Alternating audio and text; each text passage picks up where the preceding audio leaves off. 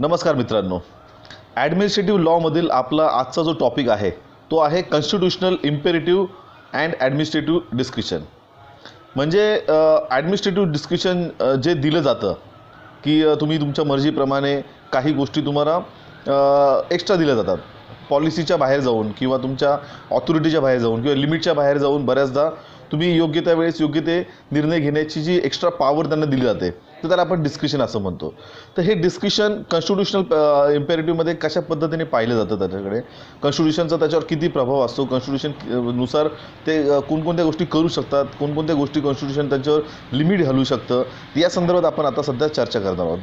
तर यामध्ये सर्वात सुरुवातीला जर आपण पाहिलं की ॲडमिनिस्ट्रेटिव्ह प्रोसेसमध्ये ॲडमिनिस्ट्रेटिव्ह डिस्कशन ही खूप महत्त्वाची भूमिका निभावत असते. आणि त्यातल्या त्यात लोकशाही राज्यामध्ये जे दोन फंडामेंटल प्रिन्सिपल्स आहेत ते खूप महत्त्वाचे ठरतात. त्यामध्ये एक म्हणजे ट्रान्सपरन्सी आणि दुसरी म्हणजे अकाउंटेबिलिटी. म्हणजे तुम्हाला जी पॉवर दिली गेलेली आहे, जी डिस्क्रिशनरी पॉवर तुम्हाला दिली गेली आहे, तर ती तुम्ही योग्य रीतीने हे करताय की नाही, तर ती खूप ट्रान्सपरंट असली पाहिजे. सर्वांना कळलं पाहिजे की येस बाबा तुम्ही या पॉवरचा अशा पद्धतीने वापर करताय. आणि दुसरी गोष्ट म्हणजे अकाउंटेबिलिटी, म्हणजे ज्याला ती पॉवर दिली आहे तर तोच त्या गोष्टीसाठी, त्याने दिलेल्या कार्यासाठी जबाबदार असू शकतो. म्हणजे त्याला आपण अकाउंटेबिलिटी आपण असं म्हणू शकतो. तर अशा पद्धतीने या दोन गोष्टी त्याच्यामध्ये येतात. आणि हे जे दोन रूल आहेत, म्हणजे ॲडमिनिस्ट्रेटिव्ह ऑथॉरिटीजच्या प्रत्येक ॲक्शनमध्ये रूल ऑफ लॉ जे आहे ते इन जनरल आणि फंडामेंटल राईट्स गिवन अंडर कॉन्स्टिट्यूशनच्या आधारे तपासले जाते किंवा हे जी पॉवर दिली आहे ती कॉन्स्टिट्यूशननुसार दिली गेली आहे की नाही. की उदाहरणार्थ एखादा स्टॅच्यूट जो असतो, तो स्टॅच्यूट हा नेहमी कॉन्स्टिट्यूशनचे जे प्रोव्हिजन्स असतात, कॉन्स्टिट्यूशनच्या ज्या पॉलिसीज असतात तर त्याला धरूनच असतात. कुठलाही स्टॅच्यूट त्याच्या बाहेर जाऊन काम करते किंवा त्याच्या कुठलाही स्टॅच्यूट फंडामेंटल राईट्स किंवा जे काही प्रोव्हिजन्स आहेत त्याला व्हायोलेट करत नाही, हे अगोदरच तपासलं जातं. आणि त्यामुळेच जर एखादा स्टॅच्यूट चांगल्या पद्धतीने तयार केला गेला आहे तर त्या स्टॅच्यूटनुसारच ती पॉवर दिली गेली की नाही हे देखील तपासलं जातं. आणि त्यानुसार ती पॉवर जी आहे ती एक्सरसाइज केली जाते की नाही हे देखील तपासलं जातं. तर आता ॲडमिनिस्ट्रेटिव्ह जे डिस्कशन आहे हे आपण दोन लेवलवर तपासलं जातं. म्हणजे की जे आपण सुरुवातीलाच पाहिले की जो कायदा आहे तो कायदा हा कॉन्स्टिट्यूशननुसार बनवला गेला आहे की नाही हे तपासलं जातं. आणि दुसरी गोष्ट म्हणजे त्या कायद्यानुसारच ती पॉवर डेलिगेट केली गेली किंवा ती डिस्क्रिशनरी पॉवर त्यांना दिली गेली. तर हे दोन्ही जे आहेत चॅलेंजेस हे फंडामेंटल राईट्सशी संलग्न करून पाहिले जातात. की हे यातली कुठलीही गोष्ट, म्हणजे जो स्टॅच्यूट तयार झाला आहे तो स्टॅच्यूट देखील फंडामेंटल राईटला व्हायोलेट करतोय का, किंवा त्या स्टॅच्यूटनुसार दिलेली जी डिस्क्रिशनरी पॉवर आहे ती कुठे फंडामेंटल राईटला एक्सरसाइज व्हायोलेट करते का, ह्या दोन्ही गोष्टी तपासल्या जातात. आणि याच्यातून दोन गोष्टी म्हणजे महत्त्वाच्या उभ्या राहतात की जी ग्रँट आहे, म्हणजे ग्रँट म्हणजे जी पॉवर ची जी मान्यता आहे ती मुळात व्हॅलिड आहे का वॉइड आहे हे सुरुवातीला पाहिलं जातं. कारण जर स्टॅच्यूटमध्ये जर प्रोव्हिजन नसेल आणि तरी देखील तुम्ही जर ती डिस्क्रिशनरी पॉवर दिली तर ती नक्कीच इनव्हॅलिड होऊ शकते.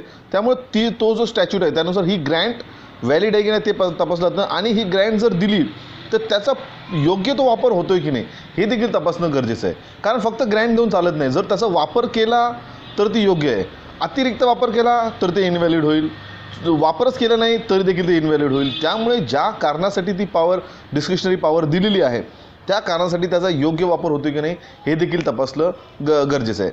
आणि ह्या दोन्ही क्वेश्चननुसार ते डिस्क्रिशन आणि ग्रँट हे कॉन्स्टिट्यूशनला अल्ट्रा व्हायरस आहेत की नाही हे पाहिलं जातं.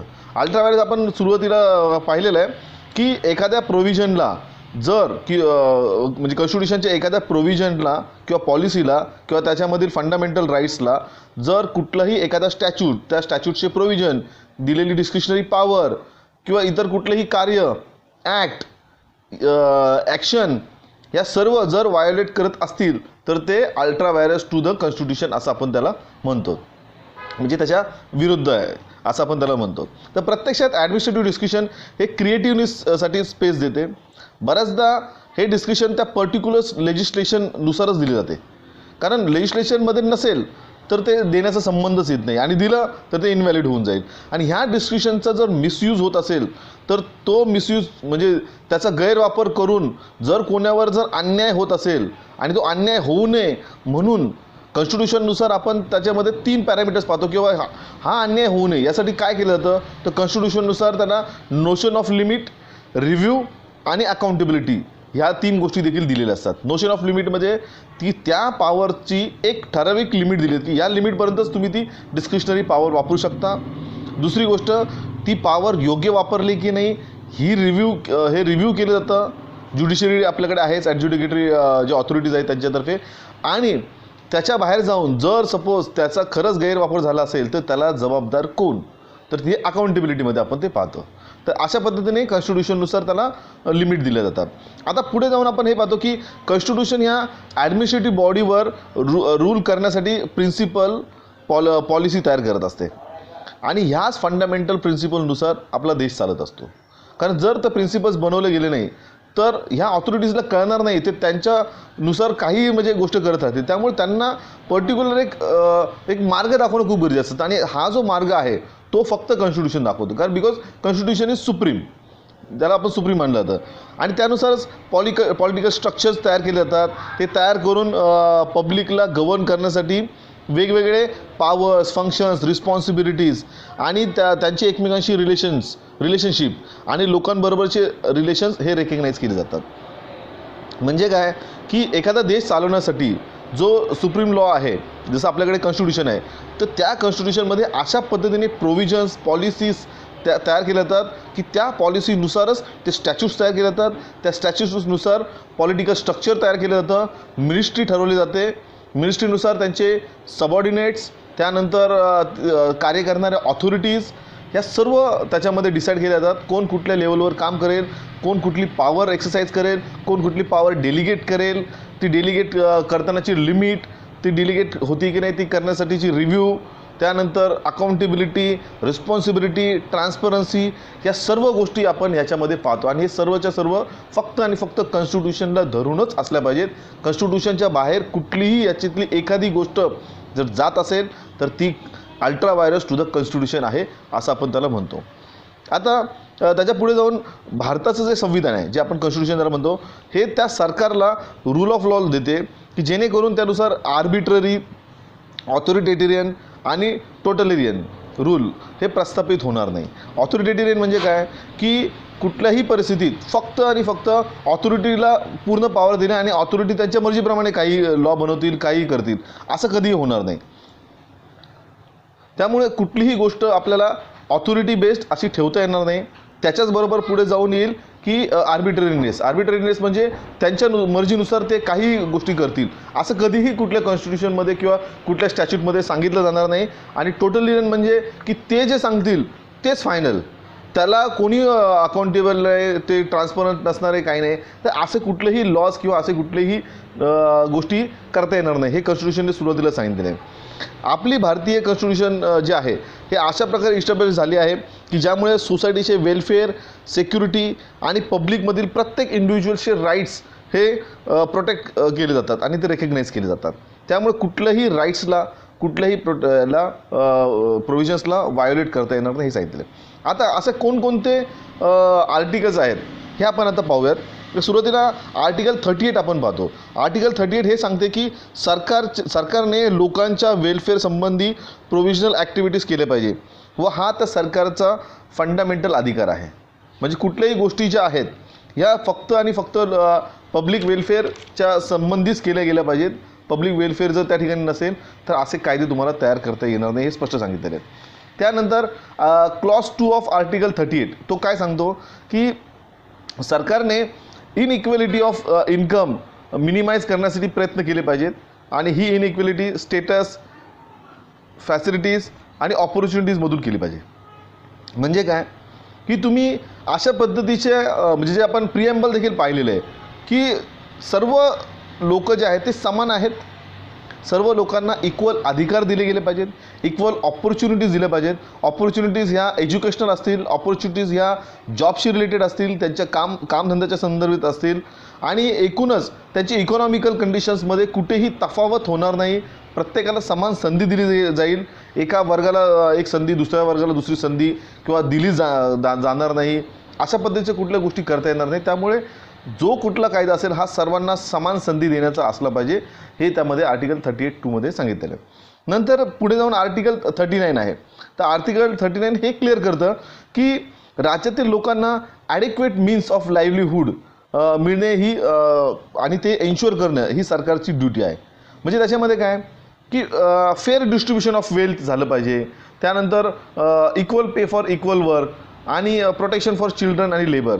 म्हणजे लहान मुलांना प्रोटेक्ट होतील अशा पद्धतीच्या योजना तयार करणं, जे कामगार आहेत त्या कामगारांसंबंधीच्या वेलफेअर योजना असतील त्या तयार करणं, त्यानंतर सर्वांना पुरेसे असे उद्योग निर्माण करणं, रोजगार निर्माण करणं, त्याच्यानंतर जी संपत्ती आहे ती संपत्ती देखील प्रत्येकाला मिळवता आली पाहिजे, ती संपत्ती जतन करता आली पाहिजे, अशा पद्धतीचे कायदे तयार करणं, हे सर्व कॉन्स्टिट्यूशनच्या आर्टिकल 39ने दिलेले आहे.